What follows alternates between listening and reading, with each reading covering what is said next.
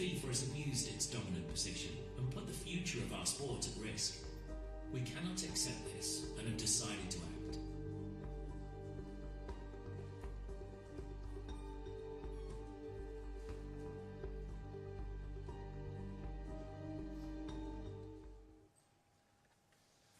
Thank you, and without further ado, I will pass the floor over to David Terrier, the president of UNFP and FIFPRO Europe. David, please. In French, it's much easier for me. And we are in Bruxelles, but I think French is good. Déjà, bonjour à toutes et à tous. Vraiment, merci d'être venus. Merci de prendre votre temps pour un sujet qui est important pour nous, du côté des joueurs, mais pas seulement. Ça ne doit pas être aujourd'hui des discours politiques, mais des discours importants pour le futur de notre football, que ce soit au niveau européen, mais également au niveau mondial. Et je dois dire que je suis très fier aujourd'hui de pouvoir être ici à vos côtés, mais surtout avec nos amis, nos compagnons, ceux qui ont fait en sorte de développer une industrie au niveau européen, mais qui allait plus loin à travers la solidarité au niveau mondial, qui est peut-être une des industries les plus participatives, les plus collaboratives qu'il y a eu jusqu'à maintenant. Et ce, grâce à ceux qui sont autour de la table aujourd'hui, qui représentent les employés du football, qui sont les joueurs de foot, mais également les employeurs, qui sont les ligues. Et je pense qu'il était important qu'on se réunisse, qu'on soit ensemble, qu'on arrive à discuter ensemble. Et je peux vous dire, on a des fois des divergences. Nous n'avons pas toujours les mêmes intérêts, nous n'avons pas toujours les mêmes objectifs. Mais lorsqu'il s'agit de la défense du football dans son ensemble, nous arrivons à nous retrouver, à discuter et à être autour de la table aujourd'hui. Et ça, c'est le sens de cette réunion d'aujourd'hui. Malheureusement, avec un cas de justice, on y reviendra plus tard. Alors vous allez me dire, mais pourquoi vous êtes venus aujourd'hui et en fait tout va bien, vous entendez les employeurs, les employés, et si vous êtes ensemble, évidemment vous avez une force incroyable. Eh bien non, malheureusement, nous n'avons pas cette force incroyable et c'est pour ça que c'est important que nous soyons là aujourd'hui. Notre industrie est particulière.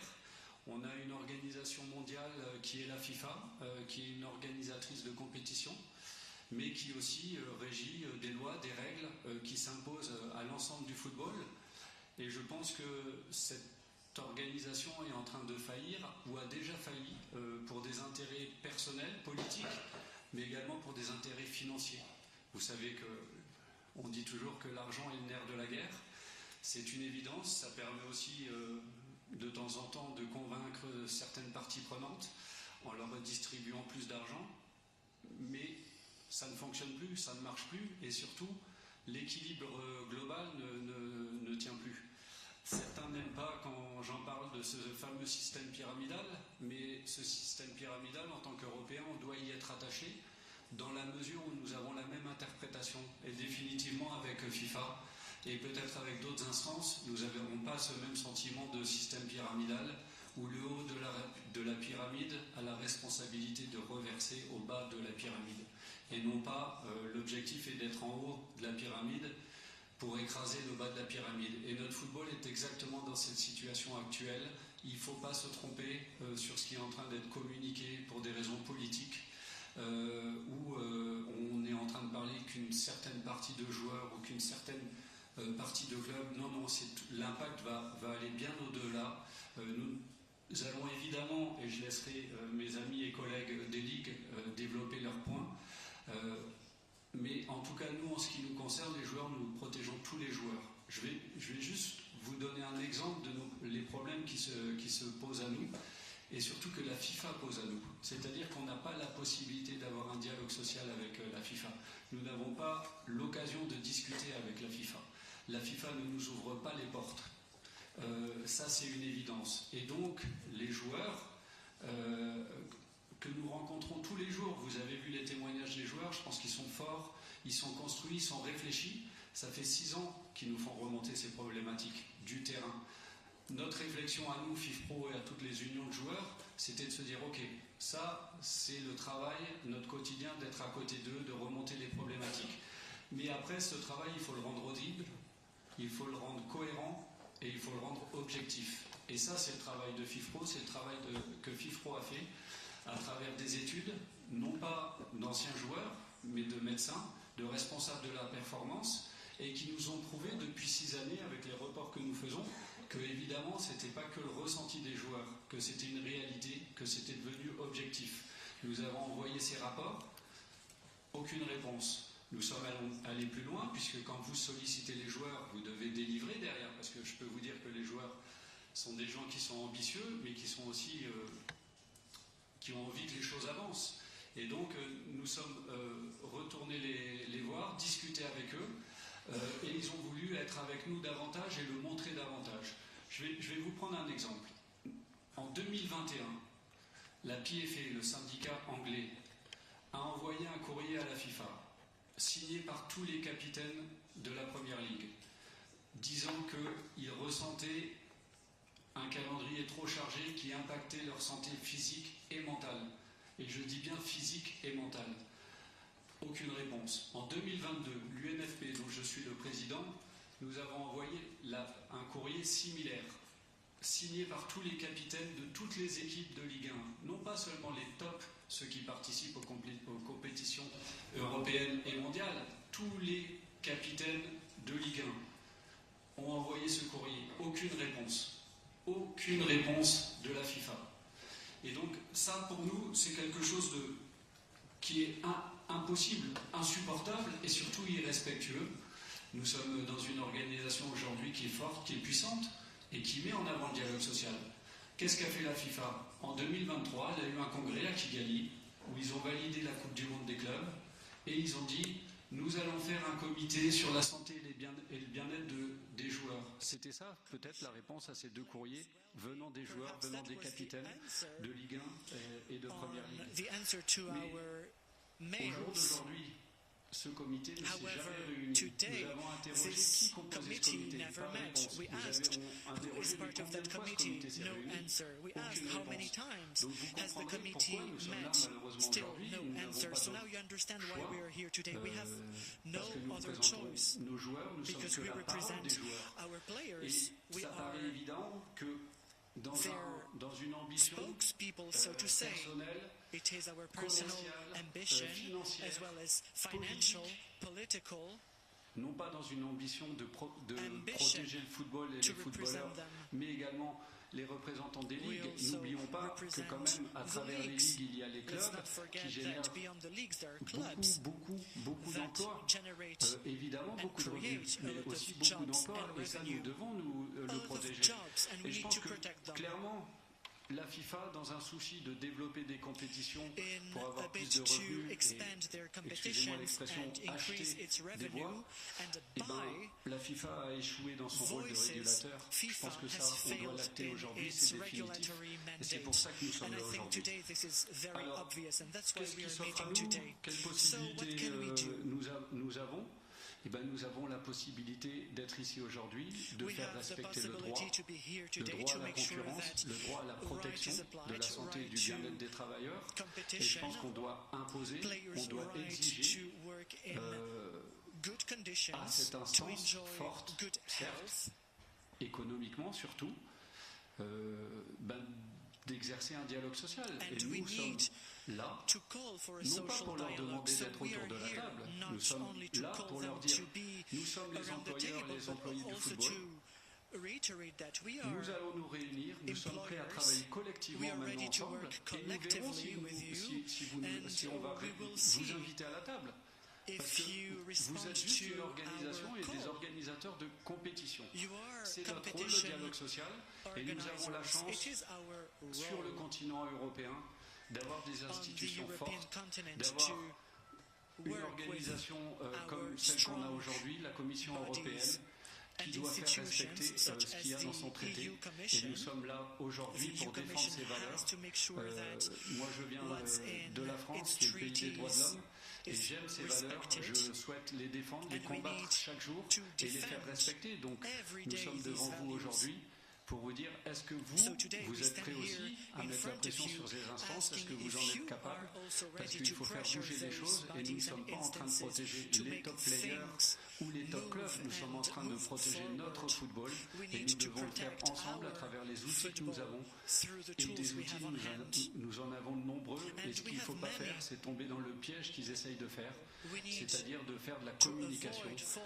Je prends qu'un exemple. Vous savez, il y a eu un arrêt Diarra, Lassana Diarra, un joueur qui s'est battu pendant 10 ans pour faire valoir ses droits, qui les a eus. Le premier réflexe de FIFA était de répondre très très vite en disant ne vous inquiétez pas, il n'y a rien qui change, juste 2-3 lignes, on va modifier et vous allez voir, ça va rouler, on va, comme on dit en France, on va remonter sur le vélo et on va continuer à pédaler. Non, c'est pas ça l'arrêt Diarra. L'arrêt Diarra, c'est évidemment, personne ne veut casser le système des transferts. On veut plus de solidarité et on veut construire ensemble avec les employeurs et les employés. Ce n'est pas vous, FIFA, qui va aller dicter vos lois. Il y a des lois.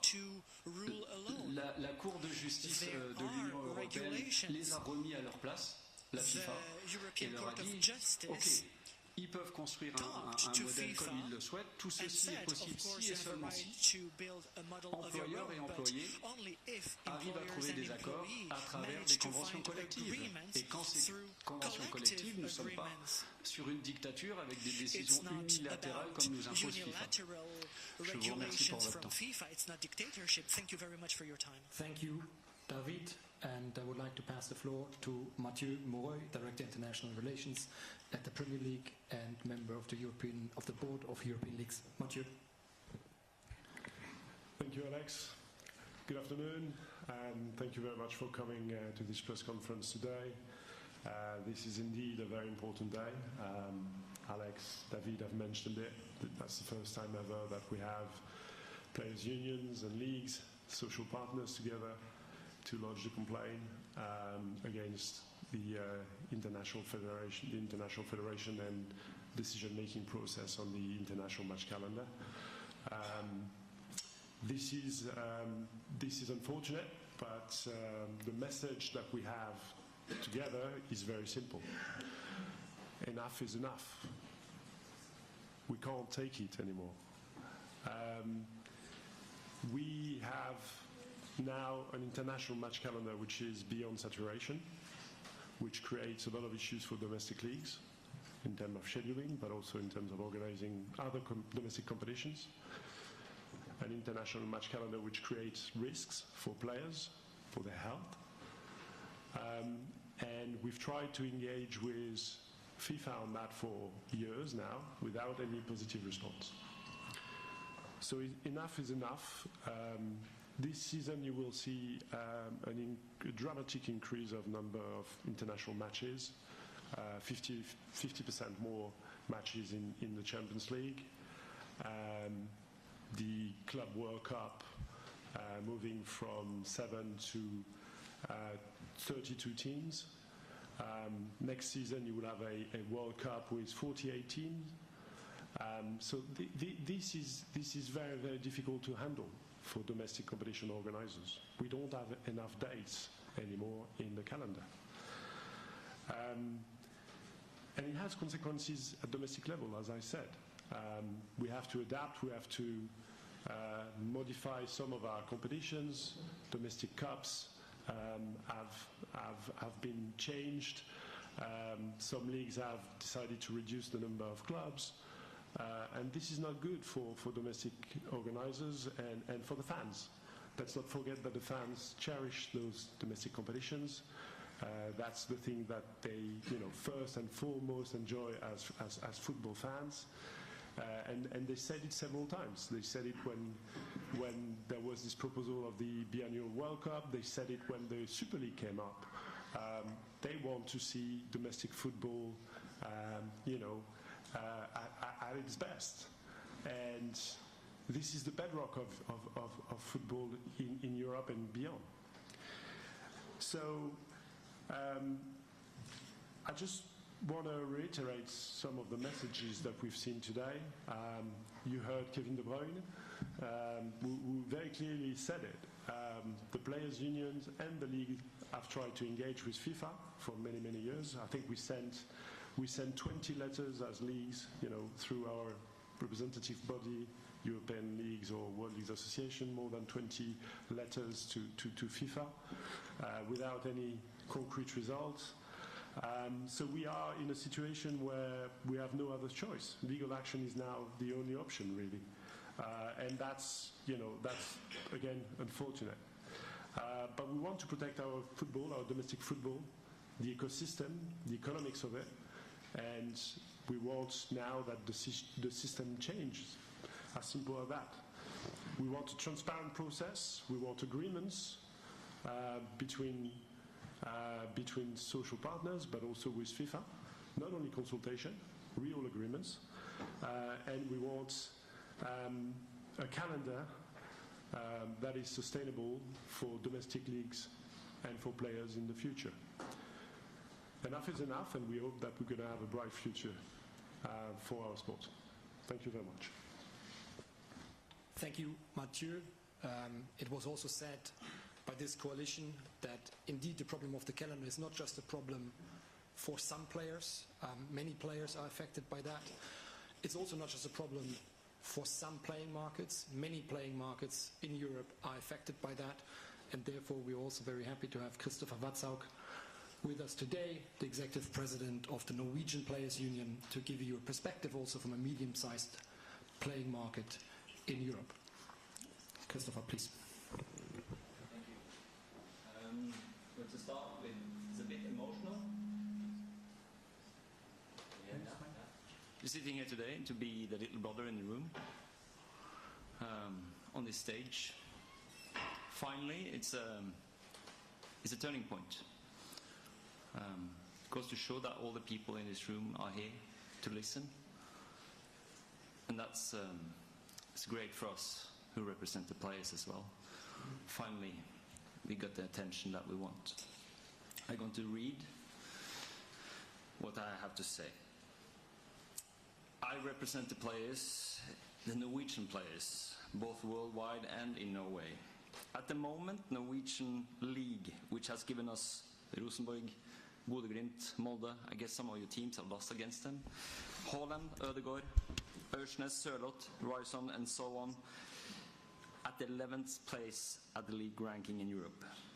It's an all-time high for us. That reflects both the incredible opportunities and the challenges that comes with European football. We are all mutually dependent on each other, working hard every single day to make dreams possible for the players, for the fans, both home and abroad. We want to dream big. We are Norwegians. We want our players to be able to compete at the highest levels at home in European leagues and on the broader international stages. However, we lost yesterday against Austria, don't mention that. It's not just about performance, it's about creating football industry that respects the rights and well-being of those its core business, the players. Football in Norway is growing, with more people joining the sport and fan interest is increasing. This is something to celebrate. Of course it is. And we are proud. But there is a big growing discontent also in Norway. Forced changes in the play schedules, reduced rest periods, and creeping demands are more than just inconveniences. They are violations of the labor rights. They breach collective agreements and contracts. And the basic protection every worker, I use the word worker, as the players are, should be guaranteed. These are challenges that could force players to choose to not represent the national team, as happens, due to the increasing workload, which not only affects their careers but also diminishes the quality of the Norwegian football that I represent. For the players, for the fans, and the sports as a whole, this is important. For the football to be a sustainable industry across all nations in Europe and levels, there must be a deep and unwavering respect for the people in it. Because the players are not only a part of it, the players are the heart of it. We demand to be heard for the sake of the game, for the future of the Norwegian football, but most importantly for the players. Players have rights to be a fair career, to grow and to perform without having their rights trampled on. And if you ask the players, you should ask the players, they will tell you they want to play games. They want to feel the pressure and feel the demands. But they always choose quality before quantity. Always. For the love of the football, for the quality of the game, and for the direct, increasingly respect of the players, now in the future, we stand united here today.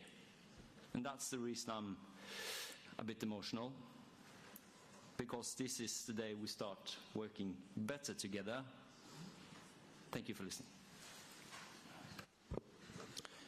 Thank you, Christopher, for your remarks, and I would like to pass the floor to Javier Tebas, the president of LaLiga. Buenas tardes a todos.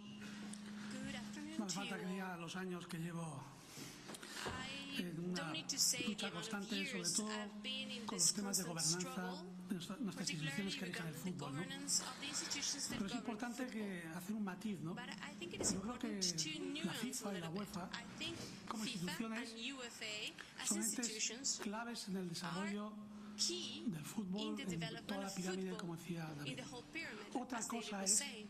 que haga un But uso something adecuado different de is esa that you may posición have a que el misuse of that Tribunal de position Justicia de la Unión that Europea the les ha reconocido European esa Court posición de of Justice monopolio. said that this is the position Pero of monopoly. cuando uno tiene reconocida esa posición de When monopolio you es have importante this monopoly position que no recognized, cometas it is important constantemente abusos de posición to dominante, ¿no? not Porque constantly puede perder do esa condición abuses de of monopolio. this condition of Y nos monopoly, because you can encontramos, lose that en este caso, en el día de monopoly. And hoy, this is where ante we unas are today. decisiones que se están tomando por We parte de are FIFA facing en esa a few posición de decisions monopolio of the en que, FIFA en nuestra taking from that opinión, position y por of eso monopoly hoy that in our hemos opinion, presentado una and denuncia a la that is why Comisión Europea, today we en el filed tema a del complaint in the calendario se European está Commission. ejerciendo un abuso de In the posición calendar dominante. they have an Nos resulta abuse of dominant sorprendente positions. que For us it is después particularly de 9 meses surprising que llevamos de that after resoluciones 9 months en el of ámbito del Tribunal de Justicia de la Unión Europea in muy the importantes, European Court con mensajes of muy Justice, importantes en cuanto a very las important normas de resolutions with gobernanza very important de lo que tiene messages que of ser the el norms fútbol of governance of what en Europa football y por should ende be en el resto in del mundo. Europe and therefore in the rest of the FIFA no world haya as well. oído The FIFA o has not leído heard us or el even read mensaje us. que se está lanzando de la Read the institución message that judicial más we've importante sent que from the existe en la most Unión Europea, ¿no? important Mensajes justice claros que van institution in respecto a las Europe. normas de gobernanza. Clear Mensajes messages claros that go for a que governance. tiene que haber Clear procesos message to that reglamentados, there has to be transparentes, no discriminatorios, transparent, en todos los ámbitos regulated y más en processes este in ámbito every que estamos hablando del ámbito sphere, laboral. particularly here FIFA that we're no talking puede in the regular labor market. nada FIFA cannot que regulate afecte al ámbito anything laboral that sin el acuerdo has effect on the labor de los market jugadores without the y de agreement los of the empleadores. players and Y the ese mensaje employers. está en la sentencia del caso de la Superliga, y This ese is mensaje the está en el caso case de la in sentencia de Diarra, the está, resolution of the pero Super no League, se quiere leer, no se in quiere the oír, no se Diarra quiere. resolution, Me but parece they don't want to imposible que read it, sigamos, they don't want to porque see it, and for us, hace it's just, we escasamente can't continue like 10 this. días la propia FIFA, Only 10 el 7 days de ago, octubre, the por FIFA, the unanimidad 7th of October, de with todos los an presentes, unanimous quiero vote recordar, of de all, todas las everyone was there, confederaciones of presentes, all aprueba confederations, approved el reglamento del Mundial de Clubes, donde establece que se abre una norms ventana to para poder the incorporar World jugadores Cup del of 1 al 10 de clubs junio, creo que es, ¿no? Que afecta that accepts a that players jugadores can y afecta a be included empleadores from the 1 till que la han 30th of tomado June. así This por unanimidad. has a big effect Ya no digo both in deprisa y corriendo, porque employees ya and no sé employers. si lo hacen deprisa corriendo o tan And they despacio que took lo hacen a a conciencia, decision, ¿no? Pero que I don't know desde if luego it's too fast or if they did supone so slow that it's very, claramente they're painfully aware of transgredir this, lo que vienen but that diciendo of course las últimas resoluciones judiciales goes del Tribunal against de the Justicia de la last Unión Europea, ¿no? legal resolutions made by Yo the recordaré European datos Court of Justice. importantes, ¿no? También I want es to importante que highlight seamos some important conscientes points. We need que en to be Europa, que son aware los datos que that puedo in manejar más Europe, hoy, hay that más in de Europe, 50.000 those are jugadores the profesionales. data I Hay have, jugadores there de are 1.000 over euros al mes 50,000 y jugadores de players. 2 millones de There euros are al mes. players of Pero 1,000 euros a todos month and 2 million es euros necesario a que month. defendamos But we colectivamente need to a defend todos los all of jugadores. Hay them más de 2.000 collectively. clubes profesionales. There are over 2,000 En esta mesa, professional football clubs. Entre jugadores In y this table, empleadores es donde se between tiene que decidir players cómo and se tiene que regular esta employers, industria we need en to el ámbito decide how laboral to y también en regulate muchos this aspectos industry económicos. in the labor market and Podemos also in a invitar lot a of FIFA, podemos economical invitar a UEFA, Pero es markets, donde se we tiene can que invite regular. the FIFA, we can invite Como the hacemos en UEFA, nuestros but mercados, it needs to be en regulated this nuestros way, países. as we do Yo me nationally, siento con el domestically, in sindicato every en other España industry. y pacto el I sit calendario. down with the trade Y unions pacto of el Spain, tema también de las transferencias we de discuss jugadores things. y There's also, del caso de Abad también lo pactamos con el sindicato. we sign agreements Y no for está transfers of la players federación with sentada the en esa trade mesa. unions, etc. Después And the nos federation does not coordinamos sit in that para las table. competiciones que organiza Afterwards, la we federación. coordinate Pero eso se the pacta, pues competitions lo that mismo the tiene que federation ocurrir en el organizes. ámbito mundial. Okay, well, Tenemos que pensar we need an agreement que el before that, fútbol and the same profesional thing should hoy happen no es el international. We mismo have que to hace think 20 años. that the football Bueno, no es el today mismo is ni not the hace 10 same that años. 20 years En ago cambio, or 10 years ago. Está regido However, con las it mismas is being normas de regulated gobernanza with que the hace 20 same años. norms that was Con las regulated mismas 20 prebendas years y el mismo ago, desconocimiento, with the por decirlo same así, de lo que está lack of ocurriendo en la industria del acknowledgement fútbol. of what is happening En in the España somos el industry of football. 1,4% In del Spain, PIB. we Están are los jugadores, están los 1.4 of the entrenadores, están sus GDP. familias, There is los medios de players, comunicación. trainers, Tenemos que pensar mucho en los the efectos de cualquier media. decisión que We tomamos. have to think Y about the yo creo impact of every que decision en el we ámbito de make. FIFA no se ha And tomado, I no se ha believe pensado. that Por eso from the nos FIFA, hemos visto we have not thought about obligados this. a poner esta That is demanda. why we've Yo, para been terminar, forced to file this diría que complaint. hoy To FIFA a finish, través de I Emilio would like lanza to el say mensaje del diálogo that today FIFA sobre un sends a tema muy message of especial, dialogue porque about a nosotros el particular tema laboral tiene mucho más subject. diálogo. El mensaje del diálogo lo aceptamos, pero también se lo We lanzamos accept nosotros dialogue los que very estamos en well, esta but mesa. we also Te vamos a send that invitar message to them. a dialogar y que conozcas All of us las sitting here in this reivindicaciones, table, lo we're que going to queremos, cómo invite se you tiene to que the organizar dialogue. la We're going to industria. invite you for you to Que listen vengas to hoy y what we acordar have to say, si tiene que haber and más so that you can reach competiciones an agreement. If y there que needs to vengas be more y acordemos competitions, si you esas van come, you contra la salud de los negotiate, jugadores. and we see Que what is vengas best y for the acordemos health si esas van of the contra las players, competiciones to nacionales. see if it goes against No the solo national dialogar, que de competitions. dialogar hemos ido a muchas reuniones. It's not only about Hablamos, dialogue, hablamos because y we've luego been hacen lo que in quieren. No, an enormous amount of hay que meetings, and we hablar, talk hay and que we talk, and dialogar, then they por do whatever they supuesto, want. pero hay que So yes, acordar, we have es to lo más talk, of importante. course, we have to El have a diálogo dialogue, sirve but we need to reach si tiene un agreements as final, well. que es el The acuerdo. dialogue is useful Si el if we diálogo no have sirve, an si end al point final that es is an hago agreement. lo que yo he But if the querido dialogue y is el diálogo se useless, if convierte en it's falso. just Aquí hoy we lo tengo que talk and then I decir, do whatever I want. es uno de los días más históricos y más importantes del Today fútbol. is one of the Y most escríbanlo así important porque days in es así. football, and write it Y lo down van a like ver that ustedes because los it próximos is the meses. fact.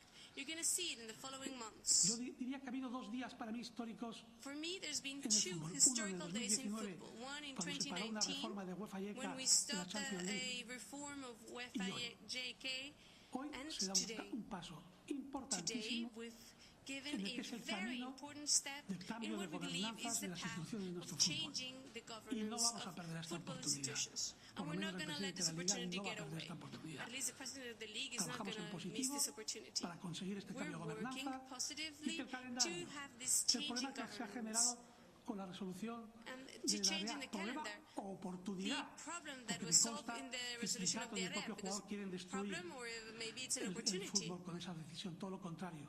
Because they Quieren say construir a través de esa that decisión cómo se puede football players' proteger la trade unions estabilidad want to contractual, destroy the pero football like that, and I participando believe the los opposite. empleadores y los jugadores. They want Nada más de to, apunten, everyone to es be un able día to take part in histórico this decision. So en that's el all. fútbol Write down profesional that y it en el is a fútbol en el decisive mundo, day in the y los football, próximos meses in Europe and in the world. ustedes lo van a ver And in the y following se van a months, you're all acordar going de to lo que see it acabo and de you're going to decir. remember Muchas my gracias. words. Thank you. Thank you, Javier. And we would like to invite Umberto Calgano, the president of the Italian Players Union, AIC. Umberto, please. Grazie Alexander, e grazie a tutti i presenti. Concordo e riprendo le parole del Presidente Tebas. Oggi abbiamo tutti quanti davvero una grande opportunità. Essere qui tutti quanti insieme e riuscire per la prima volta a manifestare il nostro dissenso verso una situazione che anche i calciatori che giocano in Italia percepiscono come una grande stortura. Oggi abbiamo la sensazione che il calcio stia quasi iniziando a divorare se stesso.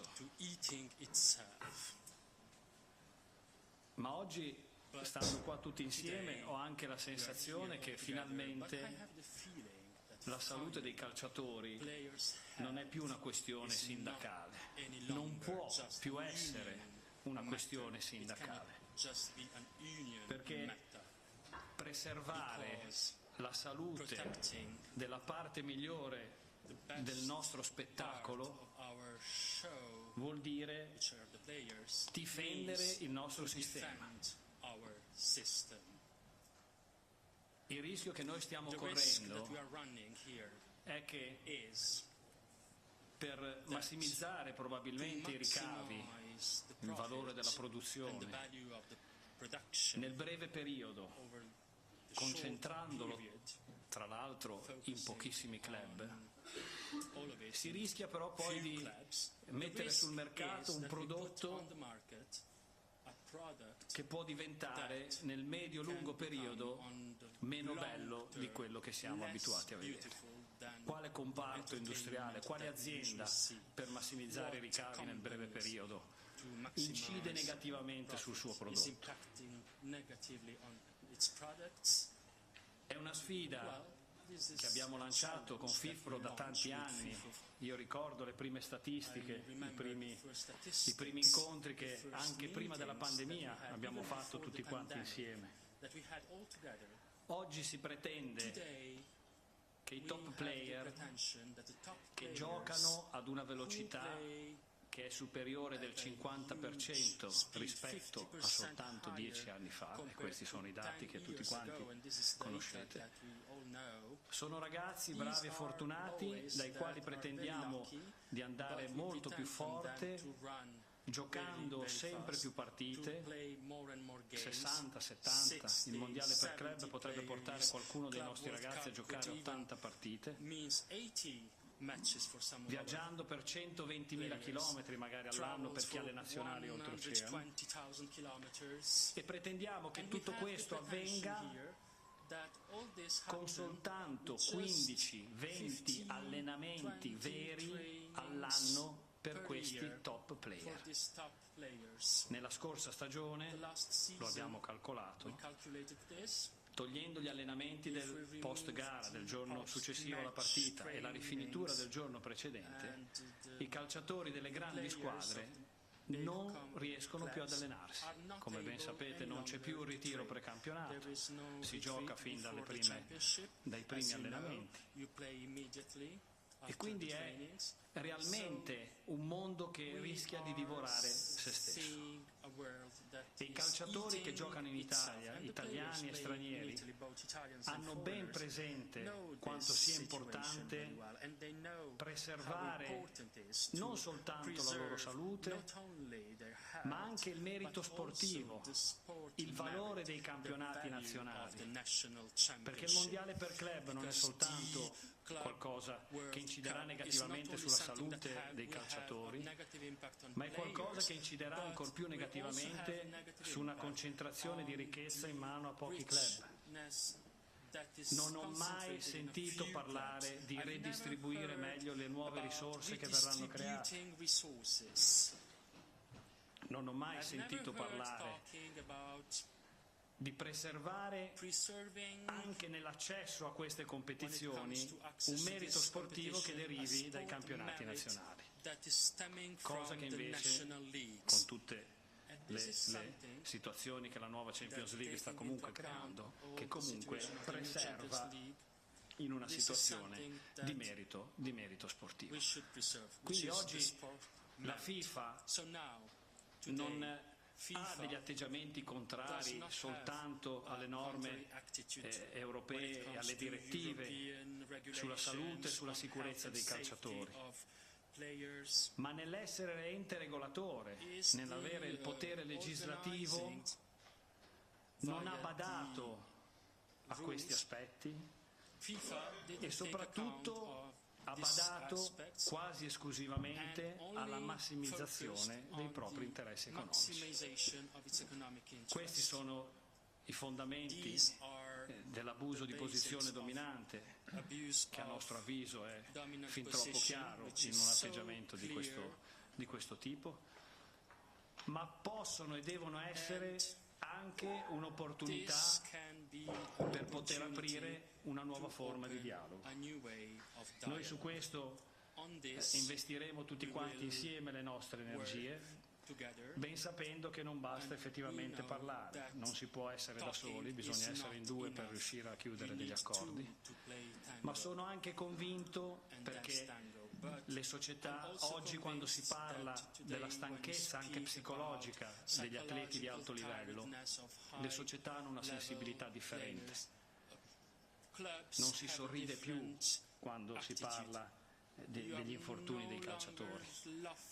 Le banalizzazioni che riguardano i loro stipendi e il fatto che siano dei ragazzi bravi e fortunati oggi fortunatamente non accompagnano più chi vive a stretto contatto con loro.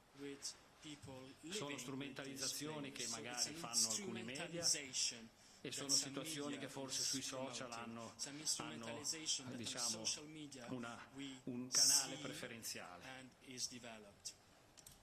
Ma dobbiamo riuscire a lavorare su queste situazioni sapendo che non sono più questioni sindacali. Noi abbiamo bisogno di trovare un accordo su questo, sapendo di avere la forza di proporre situazioni che riguardano tutto il sistema.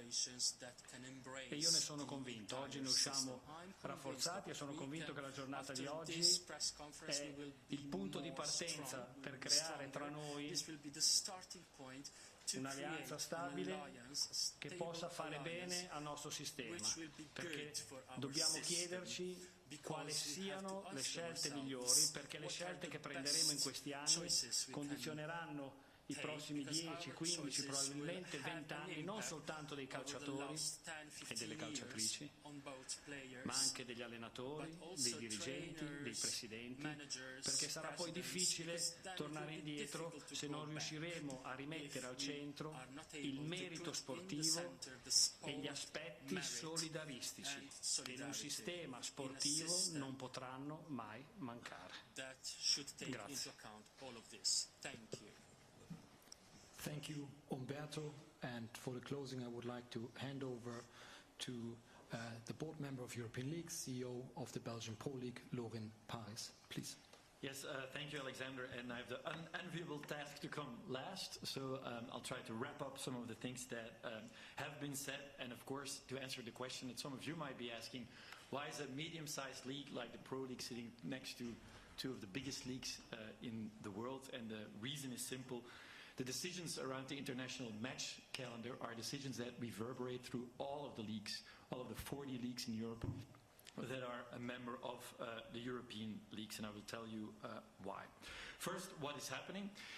In our view, just when we succeeded together with the fans and many other allies to keep our front door closed for the threat of the Super League, here comes FIFA through our back door, whistling and yelling surprise, saying, you know, we've got a present for you guys, and it's really the Super League under a different name.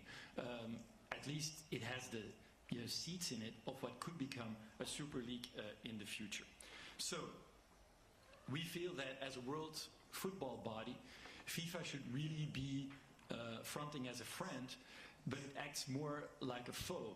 And that's something that we want to change, and the reason that today is important is because we think today is the first day of hopefully a new era where that changes.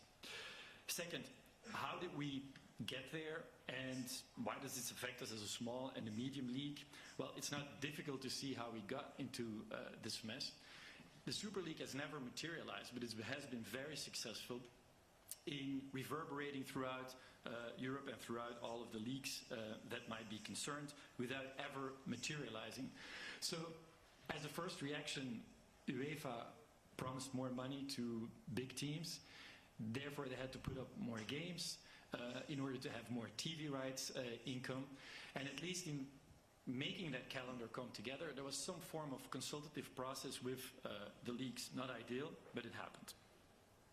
In turn, FIFA reacted because they didn't want to stay behind in terms of the relative earnings vis-à-vis UEFA, and they added more games, mostly for the top teams.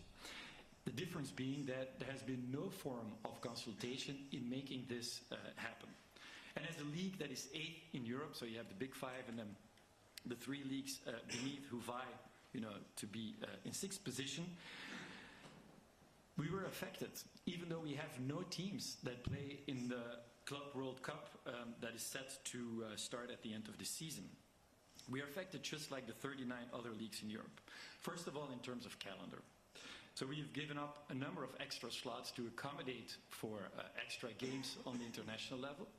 We will see more release periods taking hold for the new FIFA competitions without us having anything to say about that. That in turn yields, of course, pressure on the domestic calendar in terms of starting time, end time.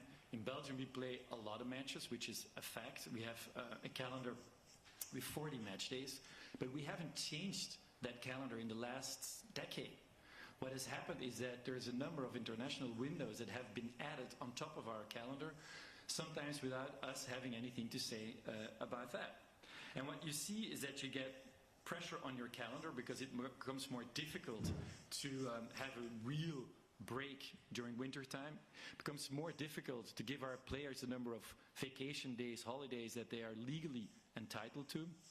And it becomes more difficult to reschedule a game when, as might happen from time to time in Belgium, it snows.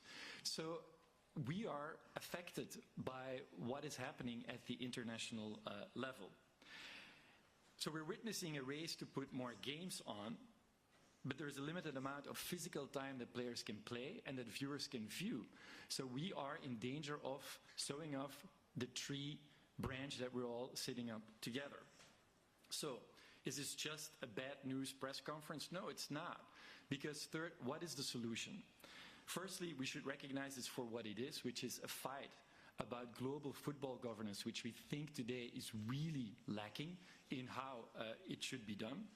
And secondly, all we were asking was, as you've heard my colleague say, for FIFA to pick up the phone and to pull up a chair, or two chairs at least, for the players to be represented during the process where we decide together on the international match calendar, and for the leagues as the representatives of the clubs to be present at that table. But today, I think as some of my predecessors have already indicated, we're turning the table. We're starting from the social dialogue. We're starting from employees and employers coming together and inviting FIFA or UEFA, whenever applicable, to come to the table and decide with us how we should put that international match calendar together. And that, I think, is what is happening today. Two more remarks before I end my intervention.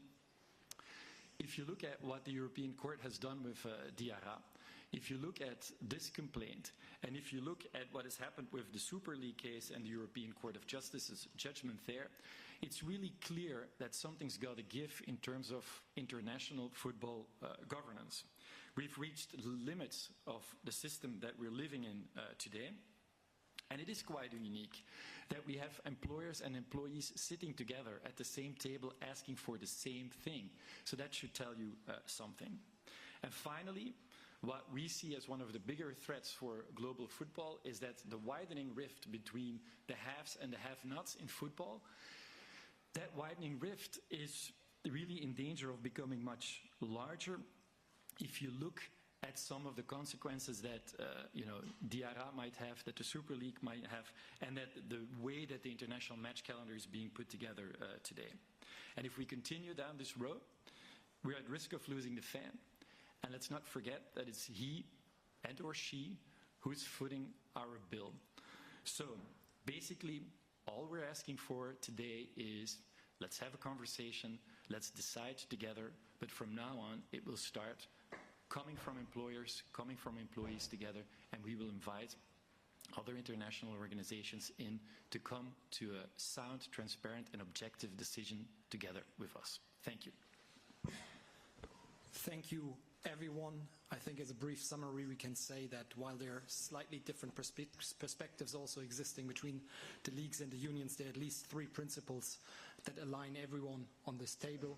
That is relating to governance, that is relating to player health and safety, and that is relating to the viability of national leagues and playing markets and the rights of these stakeholders to negotiate that together at the same table with the international federations. We will come back with questions and answers to this group in just a moment. However, I think now the real fun stuff is going to start. and I'm going to hand over to Alfonso and Mark from Garrigues to give us a brief update on the legal technicalities of the case.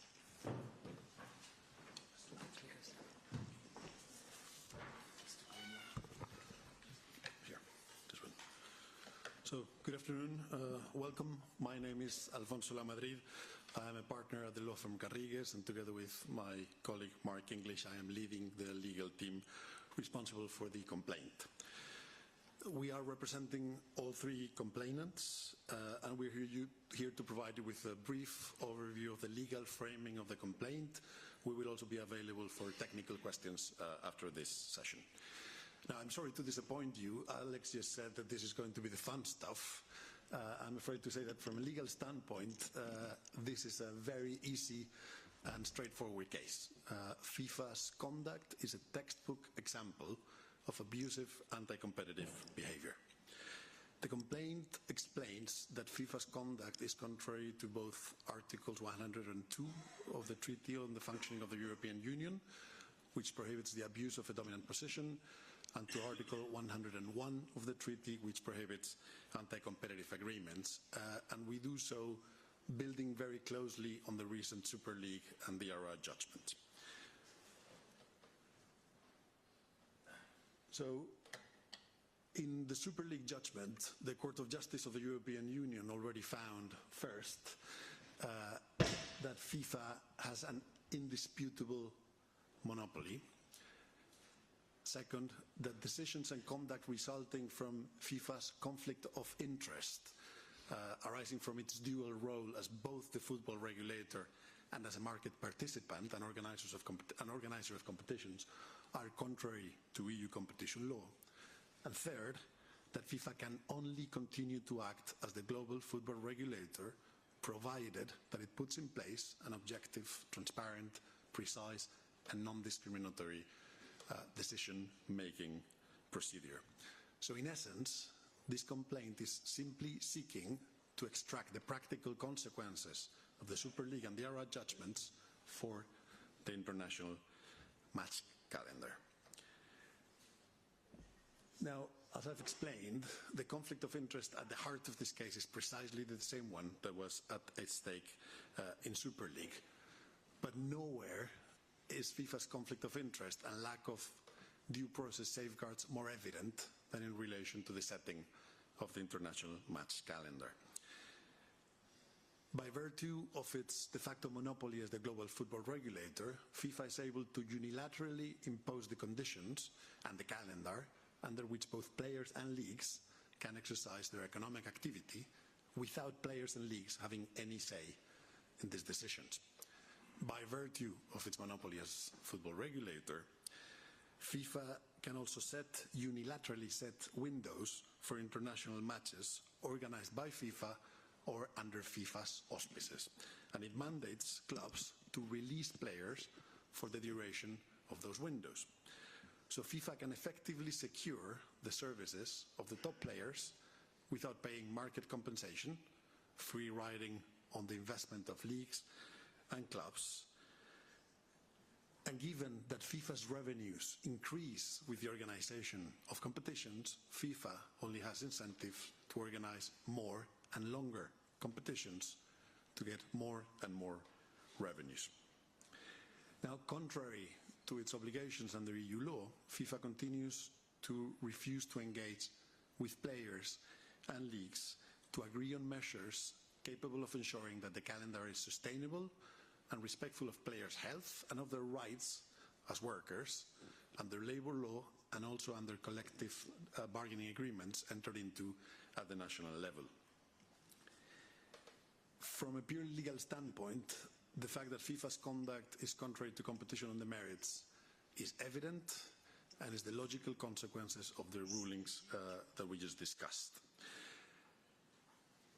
We explain in the complaint that FIFA's conduct constitutes an abuse by object, a restriction of competition by object, but that it is moreover already causing harmful effects on players' health, on the sustainability of leagues, and on European football.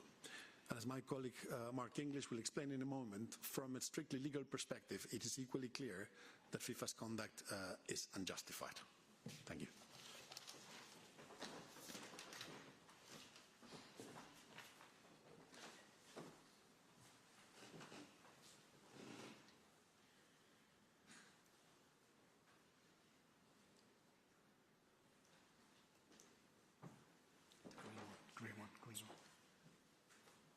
Okay. Thank you, Alfonso. My name is Mark English, and I'm a partner at Garrigues. So I will walk you through briefly three slides. First, explaining that FIFA's conduct is unjustified. Then I'll explain briefly what remedies we are seeking, and I'll conclude with some remarks on next steps. So, to explain to you why FIFA's conduct is unjustified, in the summer, when the intention to file this complaint became known, FIFA made some statements seeking to justify their behaviour, and I'm here to explain briefly why those attempted justifications don't work. First and foremost, the EU Court of Justice has already poured a large bucket of cold water on these arguments, and it's already found that FIFA's conduct, FIFA's conflict of interests, in the absence of proper procedures, is unjustified, i.e., it is not necessary or indispensable to achieving any legitimate goal. FIFA will claim, no doubt, that it only organises a small minority of matches. That claim is both false and it is irrelevant. FIFA is responsible for setting the rules applicable to all football stakeholders, including FIFA, but also confederations like UEFA, national associations, and it affects players and leagues equally. So to focus on FIFA organised competitions is largely missing the point. Matches organised by FIFA or within the international match calendar directly have a disproportionate knock-on effects on national leagues. During competitions organised under the IMC, the whole football ecosystem is forced to pause for the commercial benefits of FIFA. The multiple 9-day international windows include not only matches, but also preparation and international travel, often across time zones, and account for a very significant portion of players' working time. Now also, FIFA can modify and increase the number and length of FIFA competitions organised under FIFA's IMC, essentially at its discretion, as we've seen with the 2026 World Cup and the 2025 Club World Cup. FIFA might talk about redistribution, essentially using revenue generated to support football in various countries. Again, the Court of Justice of the EU has already rejected FIFA's claim that its conflict of interest, again, in the absence of due process, may be justified by any alleged redistribution goals. I mean, in a nutshell, the lack of good governance is not necessary to achieving any of these aims, and one does not achieve these aims through conduct that harms and exploits players and national leagues. So moving on to remedies, what is it that we want? Well, to be clear, the complainants are not seeking financial compensation from FIFA, but instead a fair and inclusive decision-making procedure in relation to setting the IMC as well as the design and scheduling of other FIFA-organised competitions. At this stage, the complainants are not generally challenging FIFA's role as global regulator, nor the lawfulness of mandatory player release obligations in themselves. What the complaint does is it requests the Commission to adopt a decision that would declare FIFA's conduct covered by the complaint. Again, that is the conflict of interest in combination with a lack of proper and inclusive procedures to be contrary to Articles 102 and 101 TFEU, essentially the EU rules on competition. The complaint requests that the Commission adopt a decision imposing a cease and desist order on FIFA, essentially ordering them to cease their breach of EU competition law, and importantly, order that FIFA put in place a transparent, objective, precise, inclusive and non-discriminatory process in agreement with leagues and players' unions that would ensure the well-being and fundamental rights of football players and the respect of collective bargaining agreements that are agreed at national level. And on to next steps. So as you've heard, The complaint has now been filed jointly by European leagues, FIFPRO Europe and LaLiga, with the European Commission. The European Commission will now investigate the complaint. Now, there are no deadlines for the Commission to run its preliminary or formal investigations, and in carrying out its investigation, the European Commission has wide-ranging investigative powers. Should the Commission find that the complaint is well-founded, it could either make binding possible commitments that FIFA may offer, or it could ultimately impose remedies or fines.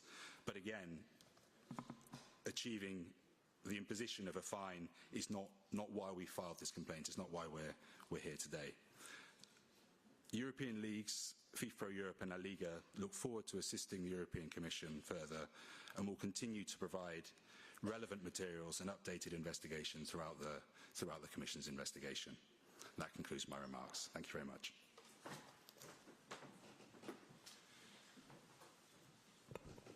Thank you, Mark. Thank you, Alfonso. I hope I didn't promise too much in terms of the fun part.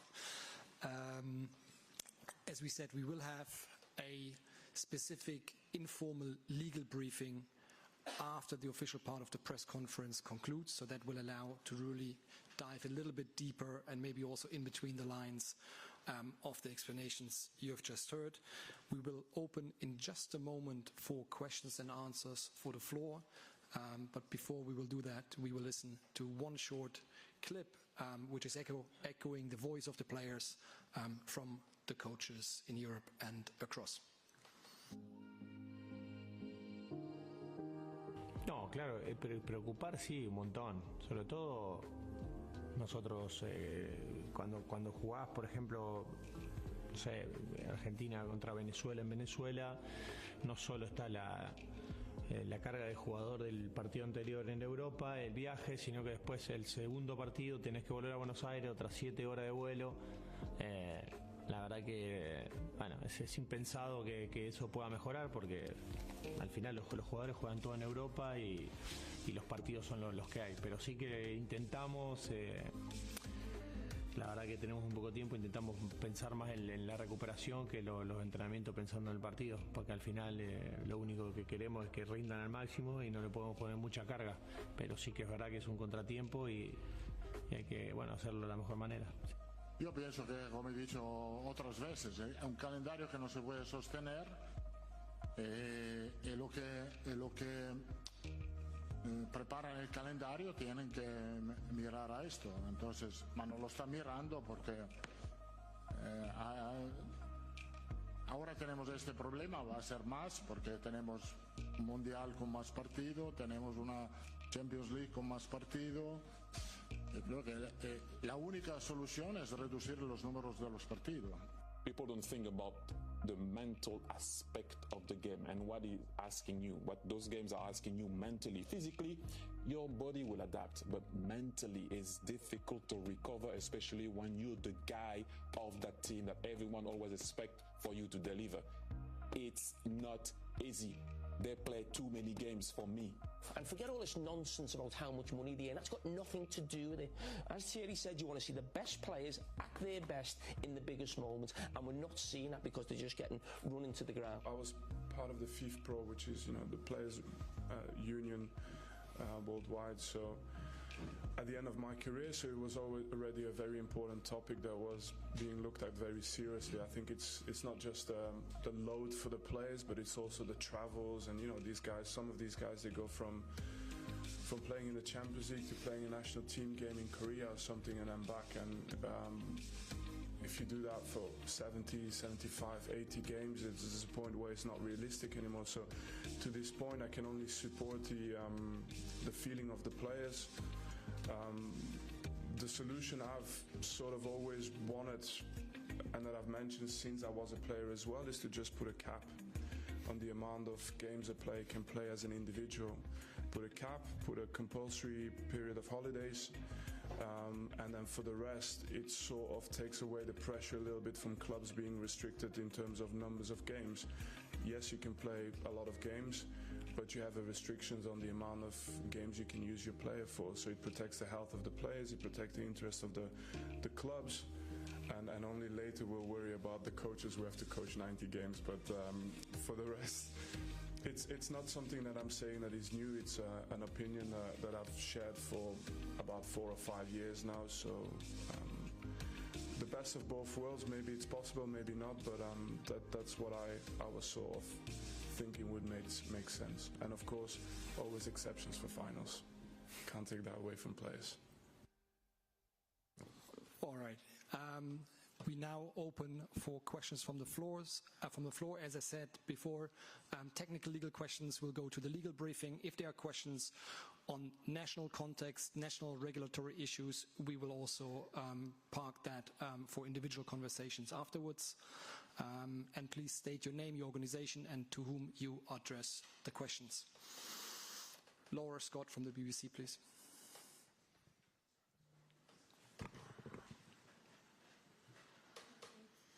My question is to Mathieu. Mathieu, you are here representing the Premier League. We know that the Premier League have removed the winter break. We know that many of your members go on pre-season tours. Is there an element of hypocrisy to what you're saying here today? And just another question. You said enough is enough. What do you think when you hear a player like Rodri warning of player strikes? Thank you very much. Well, the hypocrisy, I mean, that's what we heard from FIFA, right? First and foremost, I would like to recall that the Premier League has not changed its format and the number of matches that we organized for the last 30 years. If anything, we reduced the number of matches that we organized because we started with 22 clubs and we moved to 20. So I think there is an element here that we should not forget. Second, the individual tours, that's a club issue. They decide to go on tours. They very often do that on the basis of retraining, preparing for the new season, and for commercial opportunities, obviously. But that's their decision. It's not a league decision. And third, the strike. Obviously, you know, we feel for the players, and what we are doing today is to try to obviously find a solution to avoid those very, very extreme measures. So I hope we're not going to get to that point, but it's obviously, you know, it's obviously something that the players have mentioned, and we have to listen to that. Thank you. Next round of questions. Alistair Walker from Politico, please.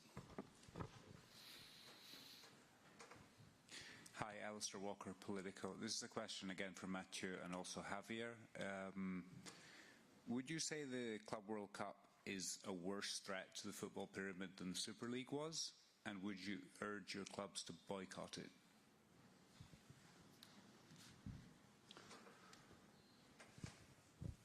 Do you understand?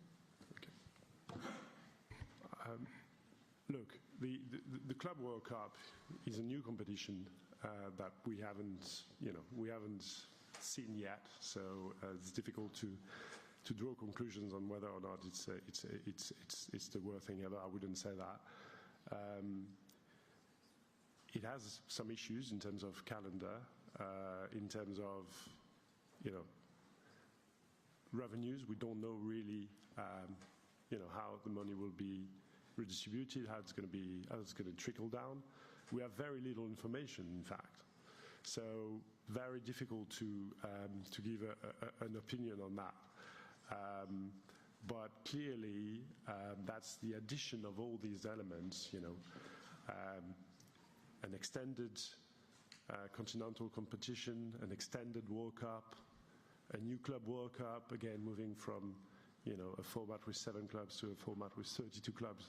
The whole thing put together is, I think, the real threat for both domestic leagues and players, and that's exactly the message that we want to share today. Yo indicarte dos cosas. No es que una sea peor, son las dos muy peores. Son muy malas las dos, ¿no? y con criterios diferentes. El porqué es que no es comparable, ¿no? Pero una es con el Mundial de Clubes afecta claramente a la salud de los jugadores que van a jugar esa competición. Eso nadie lo pone en duda, ¿no? La Superliga, que era un tema de jornadas entre semanas sustituyendo a la Champions, que esa afecta más no tanto a la salud, sino afecta al ecosistema económico de las ligas en el fútbol europeo.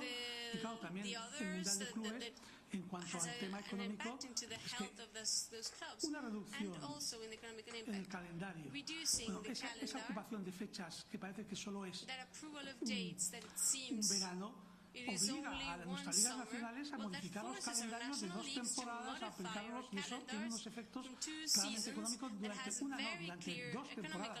Hay que jugar más veces entre semana, hay que jugar más veces un partido suelto, 3 sueltos, y eso afecta muchísimo al valor de la competición. O sea, las dos son muy malas, pero digamos que los efectos son diferentes, no es comparable, es decir, pero los dos tienen unos efectos gravísimos sobre el ecosistema del fútbol europeo y mundial.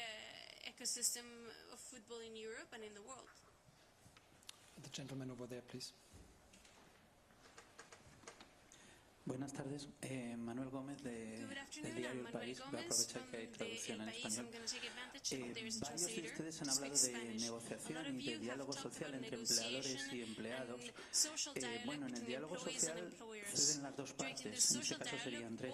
Me gustaría saber qué están ustedes dispuestos a ceder en una negociación con FIFA. ¿Están dispuestos a reducir algo sus competiciones? ¿Están dispuestos a reducir sus ganancias? Gracias. FIFA, would you be reducing the amount of competitions and reducing the amount of income you're going to have? Javier Tebas habló de diálogo social y un representante de sindicato de trabajadores.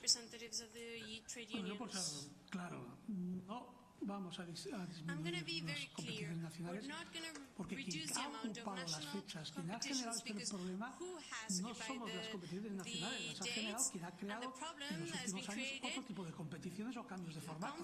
El último que ha colmado ya derramar la gota de agua del vaso ha sido el Mundial de Clubes, pero quien ha creado una National League con carácter competitivo y no partidos amistosos no hemos sido nosotros, ha sido la UEFA.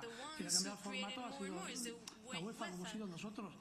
Las competiciones nacionales en el ecosistema del fútbol, lo he dicho en mi intervención, hay 50.000 jugadores profesionales, hay 2.000 clubes profesionales, hay que defender ese ecosistema.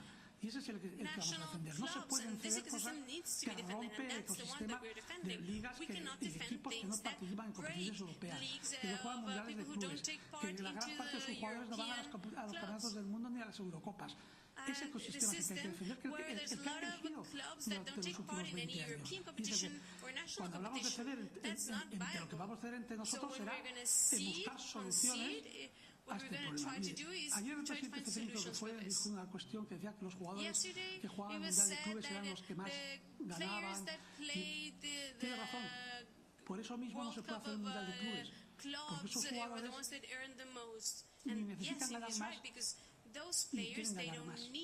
Por esa misma razón no hay que hacer el Mundial de Clubes. Es muy importante y eso es lo que yo entiendo que se está dispuesto a ceder, ¿no? O sea, no es que, porque ese ejemplo yo también lo he dicho muchas veces, los que son los, sí, pero los que más ganan, pero la versión que es no es necesaria esa competición, donde el 85% de los ingresos van a ir a los clubes y de ese 85%, 70, 80 y en algún caso el 90% se los llevan a estos jugadores que son los que más ganan.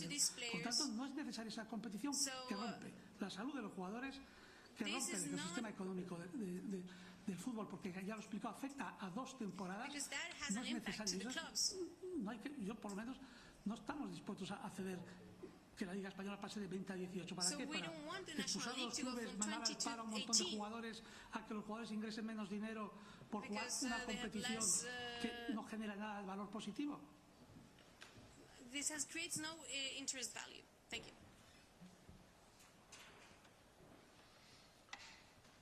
Oui. Je suis d'accord avec tout ce qu'a dit Javier. Après, il ne faut pas se tromper. Qui sont les employeurs, qui sont les employés? Il y a un vrai problème, c'est que les clubs sont dirigés, manipulés ou forcés de suivre les plus forts qui veulent toujours plus de revenus. et donc qui impose aux autres à travers la redistribution. Donc il faut être aussi vigilant, et c'est pour ça que nous essayons de jouer en équipe. Nous sommes bien conscients, on parle toujours des top players, oui, mais vous avez qu'à dire à vos top players qui baissent les salaires. Je suis juste en train de... Moi, je vais remettre... ne faites pas jouer ces top players et on verra si vos compétitions ont les mêmes revenus. Ça, c'est une évidence. Donc ça ne peut pas être que dans un sens. C'est pour ça qu'on doit voir la chose collectivement. Mais si certains clubs mettent... Et je ne veux pas attaquer tout le temps FIFA et UEFA d'ailleurs, mais ils reçoivent une pression considérable, très agressive de la part des top clubs qui leur disent « Oh, moi je veux plus d'argent, donc tu vas développer ta compétition ». Donc on les oblige à ça aussi. Donc c'est pas... Tout le monde est responsable. Et c'est pour ça que nous, FIFPRO Europe, l'UNFP, le syndicat français, l'AIC, le syndicat italien, mais également PFA, le syndicat anglais, nous avons déposé une plainte au tribunal de Bruxelles, le tribunal de l'entreprise, parce qu'on veut faire valoir les droits. Il y a des droits et on doit respecter ces droits. On veut aussi nous aider, j'allais dire, FIFA et UEFA à avoir un pouvoir de régulateur qu'ils ont perdu à cause de la puissance et la force et l'agressivité de ces top clubs. Ne nous trompons pas. Et là, on est en train de détruire, de ne pas respecter. Notre plainte, elle va sur quel sens? Elle va sur quelle volonté? De faire respecter les droits au congé annuel, la liberté de travail, mais également le droit à la négociation collective. Et ces top clubs, ces institutions si puissantes essayent de détourner tout ça, justement, pour les intérêts personnels des plus puissants. Et là, il faut qu'on soit vigilant. Et là, il faut que vous soyez vigilants aussi, parce que lorsqu'on parle de protéger le football, c'est ce qu'on est en train de vous expliquer. Ne vous trompez pas par ces manipulations politiques, publiques, qui sont en train d'essayer de se faire en termes de communication. Et moi, les médias qui sont là aujourd'hui, je remercie parce que j'en connais certains, des fois on est attaqué, ça fait partie de notre rôle.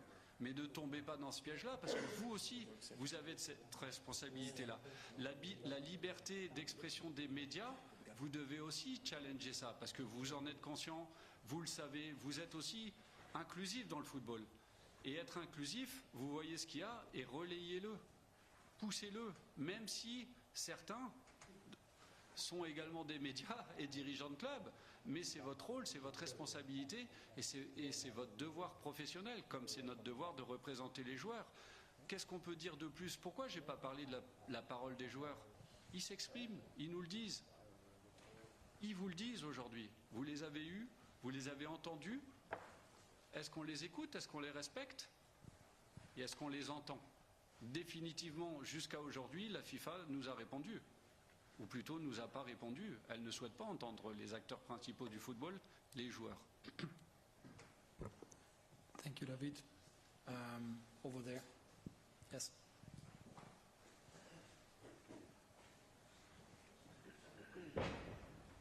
Hi, Julien Preto from Reuters. It's a question more for the representatives of the leagues more than FIFPRO. You've been mentioning a lot FIFA, everything has been directed at FIFA, but you've barely mentioned UEFA, apart from Mr. Tebas a little bit. But if you look, I mean, there's new format to the Champions League, it's also more games. The Nations League, I mean, obviously is more impact on the motivation of the players, on the physical, mental, strain of the players than, friendly matches would have had. So why is your complaint directed only at FIFA and not UEFA? If we see, let's say, very recently, if I take the case of Lille in France, they've played Real Madrid and let's say give or take 68 hours later they played Toulouse, and this is going to repeat itself with Atletico Madrid followed by the derby against Lens. 68 hours later they're going to play again. So why is everything directed at FIFA and not UEFA? Thank you. I'll pick someone for you. Mathieu, on behalf of the leagues, do you want to respond? Yes. So you're right. I think a couple of us have mentioned the increasing number of the UEFA clubs competition being a challenge as well. I think to answer your question first, FIFA is responsible for the international match calendar. UEFA is not. UEFA organizes competitions. But those who have the regulatory power on the international match calendar, on the release of players, on the windows, that's FIFA. And that's why, first and foremost, why the complaint is addressed at FIFA. Second, I think it's fair to say that the relationship is a bit different in the sense that we have our discussions with UEFA and we have engaged with them when they came up with this idea of a new format. We don't always agree, and we will check with them how this new format will impact domestic leagues, and I agree with you that there will be consequences and maybe things will have to change. But at least there is a dialogue with UEFA, which is formalized from the league side at least by some representation at the UEFA Executive Committee for the leagues and in some committees. So if you like, the governance model is different. We have some representation and we use that. With FIFA, we have literally nothing. We will close the press conference at this point. Also, the translators have stopped. Maybe is there any one last comment from the group? I think there is a question over there. We have still. We won't have translation available anymore. So if you can probably pass the question just for the interviews afterwards, that would be great.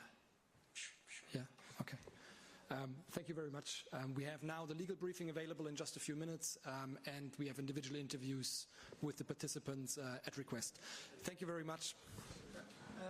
Just a picture together. You want to stand?